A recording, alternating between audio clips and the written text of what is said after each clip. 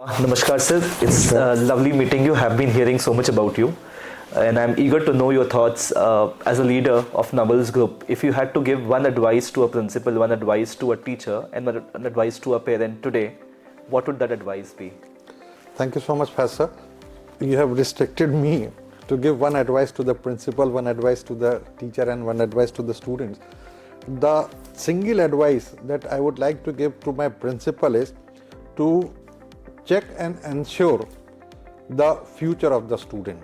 Same I would like to give it to the teachers also, that they should see that the students whom they are teaching, what potential they have, and after diagnosing the potential of every individual student, the teacher should start working on the potential of the student, because that is the only way out. Gone are the days when in schools students were being taught for certificates. Unfortunately, there is a misconception in the society, especially among the parents. Their focus is only on the marks of the students.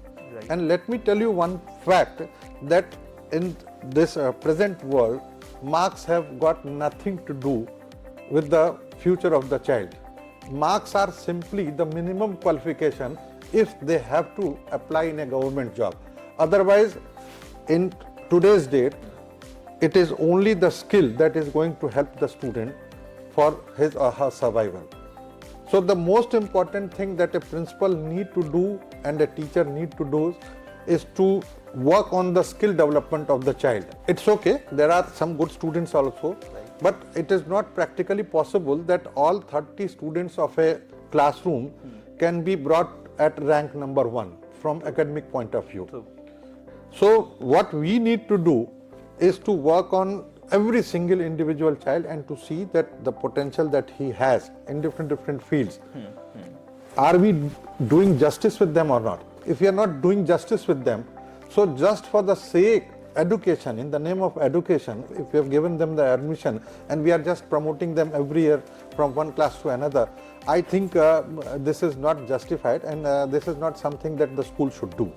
So, sir, that brings me to the point that we discussed some time back, जहाँ पे आपने बताया that at Navals, you are trying to focus on providing children different avenues, be it music, be it sports, be it literature, be it public speaking, be it IT, be it information. So, what advice do you have for parents? Because parents, they still feel that in today's time, if my child is able to get 99% in so-and-so examination, or if my child is able to prepare for NEET, I am done. These days, you must have noticed a lot of coaching institutes also sort of promote the idea that put your child from class 6 and we will take care.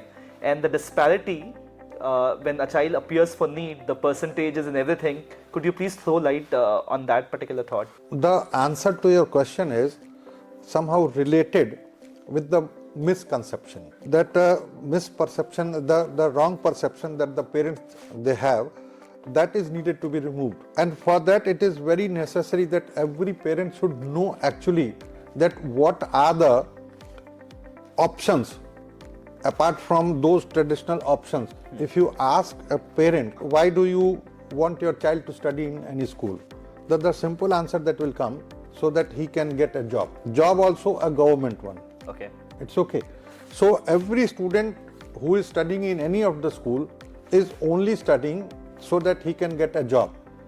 And the fact is, to get a job, a government job, in today's scenario, it is very, very difficult, very, very rare. Let me tell you one data you might not be knowing. Altogether 1 crore 98 lakhs jobs are there, including all central government jobs and state government jobs. And out of those 1 crore 98 lakh jobs, nearly 1 crore 6 lakh jobs, seats are lying vacant. Okay. Only 3% class 1 and 9% class 2 jobs are there. Rest class 3 and class 4, all jobs are being recruited by outsourcing. So you are saying government is also now being outsourced? Of course, class 3 and class 4, all class 3 and class 4 jobs mostly are being outsourced. Okay. So the government policy is not to give job in class 3 and class 4 because they are getting quite a good number of candidates through outsourcing also. So why should government give full job, in that case he'll have to pay Yes. full salary. So government is also playing very smartly. So coming back to that, to your question, so far that perception is concerned, in which every child is studying in the school so as to get a government job, that is needed to be changed. Okay. And even after this new education policy, it has come, government also has got this plan in his mind that at place of asking for a government job, the child should study in any school so that he can become an entrepreneur. Rather than asking for a government job, what is more important is to change that old traditional mindset and to develop an entrepreneurial mindset, so that at place of asking for a job, it would be better that the child should become a job giver. I think that is where the national education policy talks about all vocational courses, and I think Navals has also started introducing all the vocational courses. I think one of the few schools are doing that here, and you're leading it. So my next question is going to be, what would you advise parents? Because even though they are aware becoming a doctor is difficult, because they know the number of seats that are available, number of people who appear for the exam, getting into engineering, again, there are a lot of engineers without jobs. So what advice would you give to parents? Because they are still kind of, scared to accept that my child should sort of, also start learning different skills. They are still of the view that my child should get good marks till the time they study 12th. And after 12th, once they start working somewhere or once they start studying, that is when they should focus on skill education. So this gap, that how will it change, and what advice do you have for parents? It's not an easy task, first, sir. It will take a lot of time to be changed, because the parents, they have got a very set kind of mind, and we are trying slowly. Let's see that how much we are going to be successful into that. But I am quite sure that within a year or two, things will have to be changed. I mean, the parents will have to change, and they'll have to understand the actual reality of this world. You said mostly parents, they want their children to become doctors and engineers. After the emergence of this artificial intelligence, you go and find out different apps, right, where facilities are available, 1,000 rupees, 2,000 rupees, there are yearly charges for the entire family. You pay that, and you'll get free medical services from all across the world.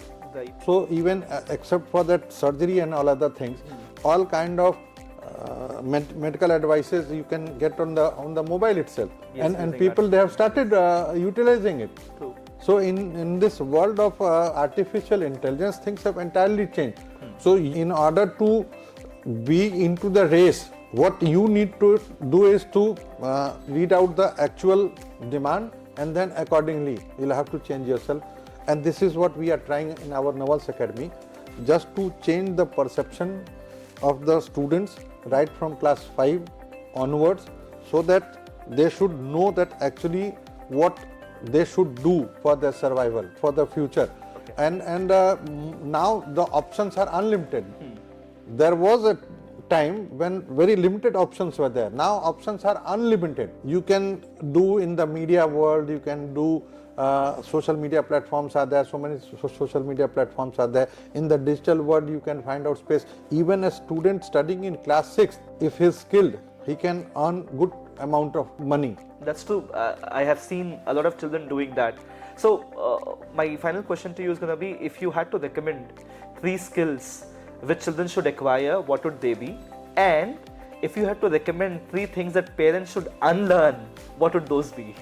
First, I'll take the parent part. First thing that the parents should unlearn is to come out of that nostalgia in which he thinks that his child can survive only if he gets a government job. Okay. So stop thinking about a government job. Okay. If you personally ask me, government job is something which non-skilled people, they prefer to go for. Okay. Skilled people, if the person is skilled, he has got better opportunity doing something of his own, Right. Rather than going for a government job. Okay, the attraction of government job, what it was earlier, that is also not there.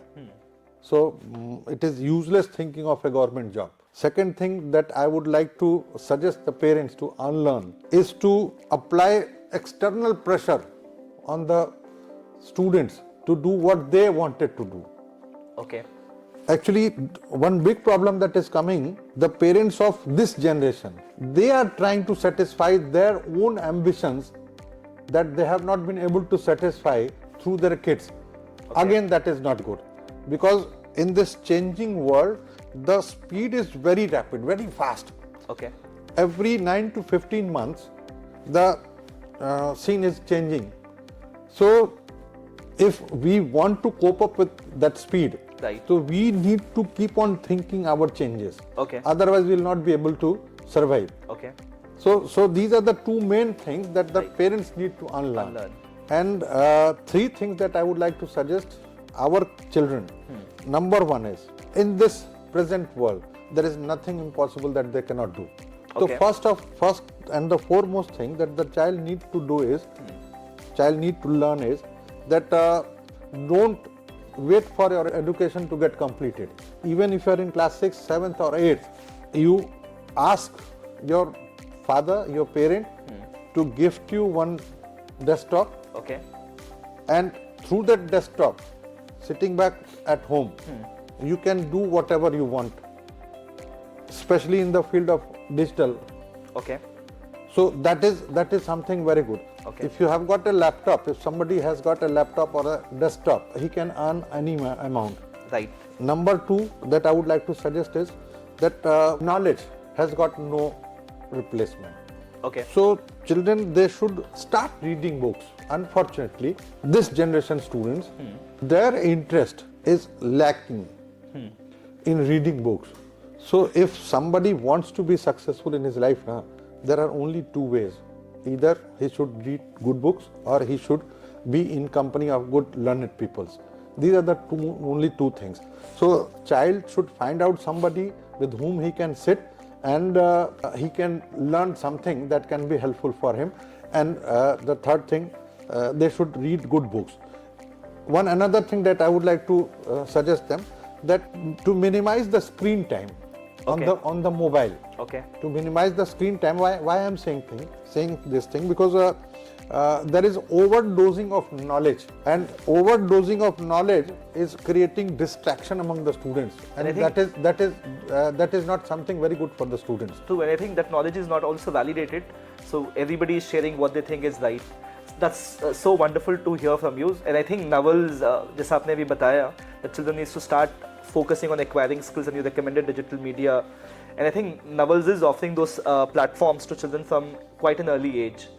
Okay, I think lovely talking to you, sir, and looking forward to connect with you further and ask you more questions about what Naval philosophy is, what your vision is, and how do you sort of see this generation making life better for themselves. Thank you so much. Thank you, sir.